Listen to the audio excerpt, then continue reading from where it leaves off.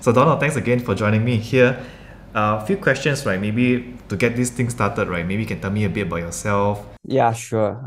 So I'm Donald Ng. I'm the founder and CEO of Howuku, and my background is in software development with more than 13 years experience now in this industry. So what were you doing before Howuku? Before Howuku, I was working with another company, which is called Micro Ocean Technologies. Mm-hmm. They're in the telecom industry. They do like SMS and stuff, SMS blasting, wholesaling. Maybe tell us a bit about Howuku, what it does, and how it helps people, businesses. So Howuku is essentially an all-in-one website analytics platform. The entire journey from the start to end, how people engage on your website, how they convert, heat map, session recordings, A/B testing, analytics, survey funnels, and the list goes on. So what makes us different is that we don't do data sampling. We are privacy friendly. We do cookieless tracking. So you don't have to share your data across different vendors. If you had heard about some of these services, such as Google Analytics, Google Optimize, Mm-hmm. Hotjar, Full Story, Typeform, and all of this, right? Yeah. We basically do all of that, and we are offering it at a much more competitive pricing for companies here in Southeast Asia and especially Mm-hmm. Malaysia. So the motivation that get me started to work on this business is due to my frustration, I would say. Yeah, I don't want to call out names, but some of these Okay. products, right? When you go Yeah. to their website pricing pages, you can't find the pricing information. It is not transparent. Some of them are paying up to 800 US dollar per month. So I challenged myself to build a side project of it. I firmly believe that every company should have the equals opportunities to access tools like this. They should have the rights to optimize their website user experience and their conversion rates, and not be bring down by the fact that these tools are so freaking expensive. I'm curious, right? How long do you take to build the first MVP of the product? Almost a year and a half. To build the first product? Yeah, back then I was Wow. still working with my previous company. So I Okay. was essentially building it during the weekends, during night times, Mm. my free times. Took me a long time to build it and also to market it, to sell it, basically, because as a developer, I essentially believe that if I build it and People will come. How do you find out that that was not a true fact when you just started out? Like once you had this product, what do you do to actually market it? so that's when I actually go out there and shamelessly plugging myself into every post, every forum, everything. So what are some sites you went on to post like this, and what you did? I mean, how can someone replicate the same sort of strategy you went on to go to market? Initially, when I started, I literally just going to Quora, Reddits to find all these topics that is relevant to us and just Okay. shamelessly plugging ourselves into the topic and promoting and trying to answer some of these questions as well, such as Okay. what are the benefit of heat maps, for example, in some of Hmm. the Quora posts, trying to give somewhere informative information and trying to share about your knowledge, about what you know and how they can succeed by helping some other people succeed. And then in the end, plugging yourself into telling them that you are actually working on a product like this. And that's how we got started and promoting ourselves. Our first customer is actually coming from Quora. Oh So wow. that is the light bulb moment. So do you guys still like go on Quora and all that? Do you guys still do this kind of activities today? Like most of the questions there are already been answered. But from time to time, I'm still going to indie hackers to see if there's any struggling founders or builders are requiring any like UX ideas or optimization ideas, or if they are having like a conversion rates issue, they were not able to properly target or serve their customers, then I'll probably chip in some of my ideas on how or what they can do to to share some knowledge. It is appropriate, then I'll just plug in Howuku as well. Have you ever met people who those like keyboard warriors or hateful people who say, oh, you're just selling something, selling your own software? Have you met those kind of people on those platforms? I mean, if Okay. they're talking about something that's plain wrong, then perhaps Mm-hmm. you can justify it a little bit, saying Mm-hmm. trying to justify why and how you are different and why why it's not the truth. But other than Mhm. that, yeah, I guess you just have to move on because these people exist and you can't really serve everyone, you know. Yeah, I think as a business owner or a service provider, we cannot service everyone on earth, right? So we choose our best customers, and for those people who are negative or just plain outright nasty to us, right? We can just choose to ignore them and focus on people who we can serve, like, and I think that's what most businesses should do. Do you think a lot of startups in Malaysia or anybody who's building a SaaS product should also use a strategy of going to Quora, going to Reddit, indie hackers to answer questions? These are essentially part of the content marketing strategies, right?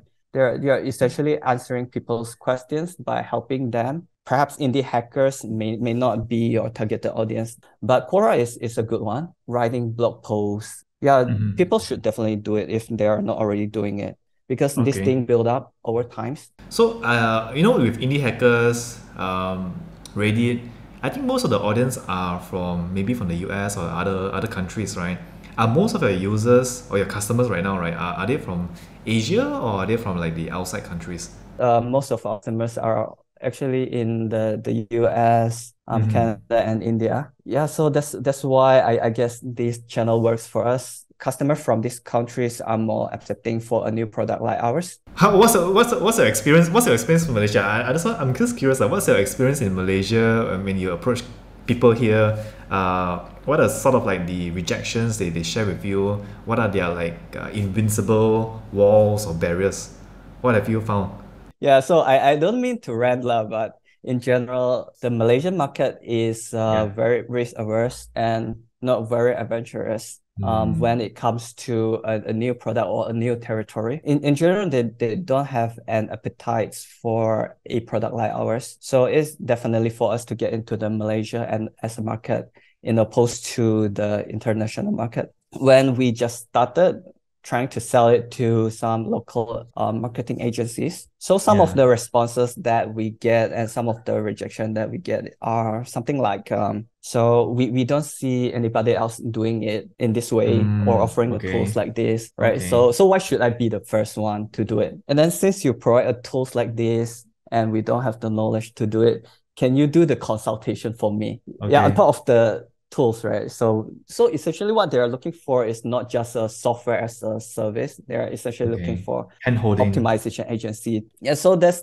why we started with the US and all that because the market there is more mature, I would say. Okay. That's why we started from there and trying to slowly scale back to Malaysia. It is also a huge problem here in Malaysia, the lack of awareness and of the importance of this UI UX and conversion rate optimization in the website because like most of the companies here in Malaysia are still focusing on SEO and SEM. Although like Google lately have been prioritized on the user experience more lately. Yeah. Yeah. Yeah. I Yeah, agree. so CRO, conversion rate optimization, is something that more Malaysian companies should really look into. Malaysia is sort of like a bit slower compared to the US, and as Malaysians we look at the US and see, okay, what are they doing, and then eventually we adopt what they do in Malaysia. So we are always a bit slower. And also you mentioned that with Malaysians or agencies, marketers, we take a look at the product and then we look at our side on left and right. Hey, nobody's using it, so why should I use it? This is untested in Malaysia, right? I think those are some of the problems you have seen in Malaysia. Do you see yourself positioning Howuku as like a US product rather than a Malaysian product? I'll give you a good example. Like if you know 123RF, the stock photo site, they are Malaysian made, but they have positioned everything, including their about pages, their contact pages, and all that, to look like it's in the US, not in Malaysia.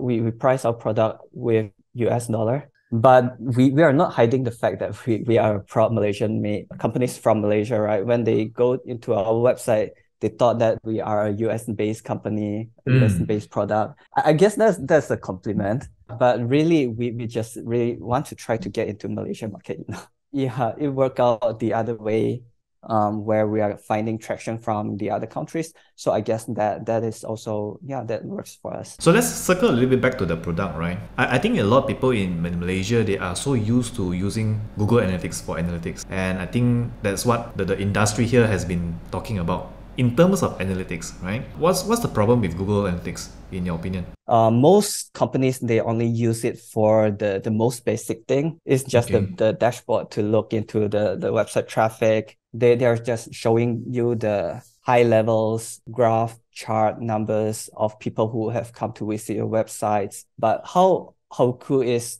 different from that is we are actually showing you on down to the individual levels on how people are actually using your product, how they move around. It's like essentially like a CCTV for your website, right? Yeah. See how people navigate around your website, how they drop off, and we can also show you the heat maps. So everything is linked together. Not only just look at the numbers, you can look into the session recordings, look into the heat map, and down to the individual levels. What action do they take before they purchase something from your websites? The thing is, with Google Analytics, they are also sunsetting this year Yeah. and forcing everybody to move on to GA4. So GA4 is very complicated. Like most marketers are complaining about how hard it is to set up just to get the most basic part going on, right? So this also gives us a lot of opportunities when it comes to acquiring people who are looking for a new home. If you were to comment, right, why is Google Analytics 4 so complicated? Is it because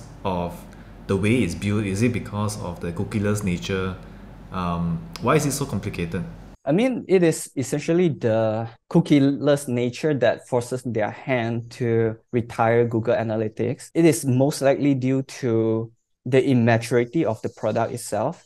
They are essentially building a product for the developers more than the marketers, very immature at this stage. They are forced to move everybody to this platform due to the legal issues. Even me myself, I bought like a course on it, I think for like 2,000 over ringgit, just to learn how to set up Google Analytics on 4 on e-commerce website and all that. So there's a lot of confusion, I agree. And when I first used GA4, like I think a year or two ago, it's so immature, a lot of things are not there yet. We cannot even connect it to Google Search Console to see our data. So like it's just something that people are very reluctant of moving into. But now they're forcing everyone there. They're even auto-migrating people from the Google Analytics Studio so into GA4. So I think that, oh well, we'll see how that builds up. That's also good for you because this means a lot of people are now looking for solutions that is easier. So and you know, a platform like Howuku comes in. Good for you. I'm so happy for you, right? Now speaking a bit about growth hacking, right? You could say that your strategy of like, you know, answering questions and just talking to people on Quora, indie hackers, those are like maybe your initial growth hack. But after you exhaust that tactic, right, that strategy, right, what else do you move into? We actually started doing a lot more Google Ads. Yeah, it's very effective in terms of reaching to our targeted audience, but it's not very cost effective and Okay. it's getting more and more expensive over the years. And so essentially what we are doing with Google Ads is that we are targeting on our competitor keywords as well as targeting at some of the general features that we offer, such as heat maps, session recordings. So nowadays we are mainly focusing on doing influencer marketing. Yeah, through TikToks, through Instagram, to YouTube, by partnering up with influencers in the niche of digital marketing space. So it is Okay. much more effective in terms of targeting the right audience that is coming from a certain countries. Yeah, there are a lot of opportunities there in the B2B space, especially. Interesting, because most influencer marketing, as we understand it, is always based on consumer products, right? T-shirts, products, FMCGs. But when it comes to B2B products like yours, it's still, like you said, under tap, right? I'm curious, do you actually pay these influencers a fee or do you run like an affiliate program with them? What's the structure that you go out for? It is a mix of both. Usually it is if we are strike up a deal with digital marketing agencies that are doing the influencers marketing, Okay. then the affiliation program works for them because they can also sell the products to their own set of Own customers, users, right? right? True. But if it is for the influencers that is just doing these these TikTok videos, they are not the agencies themselves, then affiliate wouldn't work for them. So that's why it will be a one-time arrangement for paying a fees for them to post about our service. Right, right. And how do you track the conversions from them? You use like a coupon code or We will give them affiliates link. that they can Okay. use to promote us on their Reels, stories, or TikTok that will link back to Howuku's, as well as during the sign onboarding process of Howuku, Mm-hmm. we will also Mm-hmm. be asking our users where they know us from. So some of Okay. them will just say that We'll they name know the us influencer's from name. an influencers. Yeah. Okay. So Okay. that's how Okay. we know and track. Okay, I'm really going to dive deep a little bit in this one, right? Because I think this is something that I don't hear a lot in many interviews, right? So influencers, when you approach influencers, do you give them like, this is my budget, or do you ask them for the rate?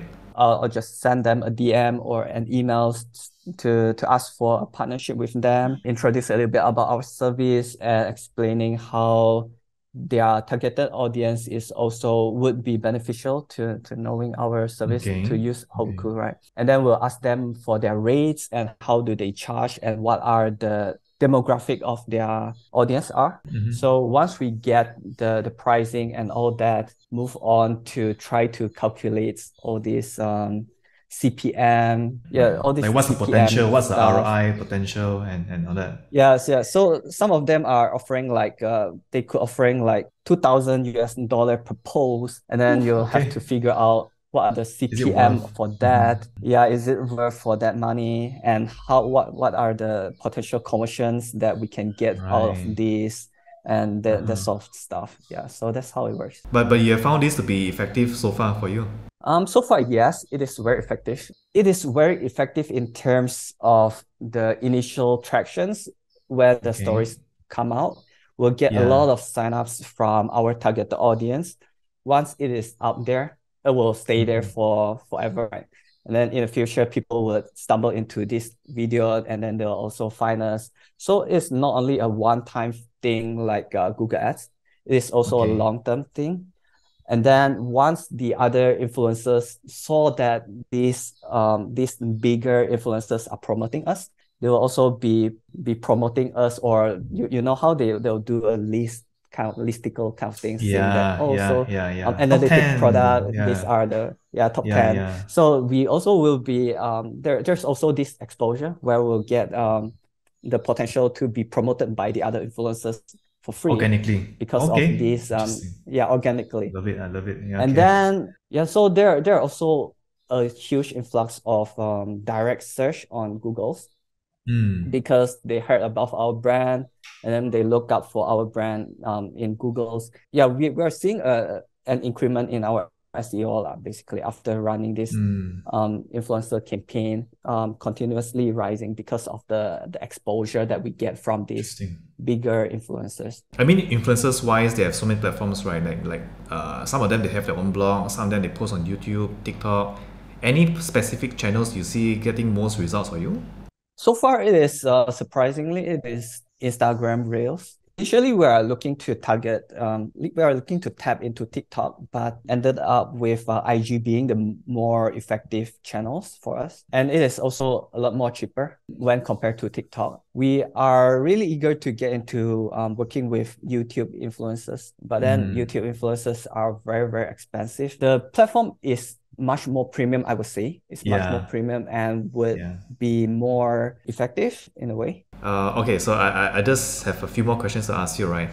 Before I go into that, right? What's the, if you don't mind sharing, what's the highest you have paid an influencer? Yeah, actually, we did pay 2,000 US dollar for another influencer. Yeah, the range is Right. around there lah. Wait, yeah, the CPM is roughly around $5. It is a very good deal, I would say. If you compare it to like running paid ads on Facebook or those other platforms for ads, right?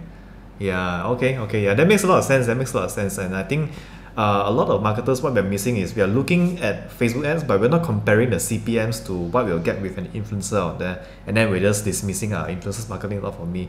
I think that's what's happening a lot in the market as well, in Malaysia as well.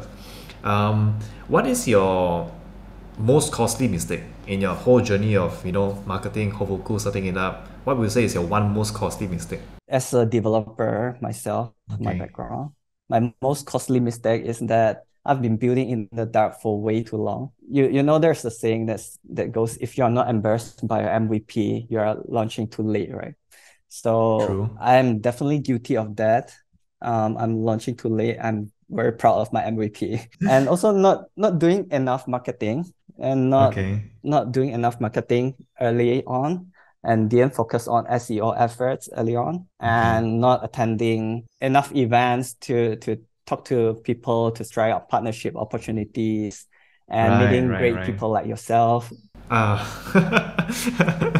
true, true. So if I was to take away two summary from what you said, right, is one, you probably want to go and build in public, right? I mean, I think you heard of that term before, right? Building in public, where you are building in public, you are letting your pants out and let everyone look at you, the way you build it, the mistakes you made. And I think that builds some sort of transparency with your audience and customers that companies who don't build in public would not be able to enjoy, right? And number two is getting yourself out there as much as possible. As a business, as an entrepreneur, startup owner, you have to get yourself out there. If not, nobody will have heard of you, right? You can be a good product, but if nobody heard of it, then there's really no point in it at the end of the day, right? Donald, I appreciate everything we spoke about. I think I've learned a lot from you, especially the ones on influencer marketing, right? But before I end this session here, to the people listening to this interview, to the audience, and also to the readers of Daily CMO, right? How can Howuku help them, and is there any specials you can give to the people listening to this? We can help you to understand your user experience through our very powerful features such as heat maps, different recordings, A/B testing survey, and everything you need to optimize your website and optimize your user experience, right? If you were to sign up to Howuku today and mention that you know us from Daily CMO, and we'll be extending your free trials to up to a month. And if after that you are happy with the free trials and what you see, you can go to the checkout page and subscribe with the discount code Daily CMO, and to Wow. be Okay. entitled for a 50% off of your first month. Nice, nice. Thanks for doing that for these audiences here. I think they appreciate this a lot. And I'll be sure to also push your product to all my audiences as well. Thanks again, Donald. Thank you, Donald.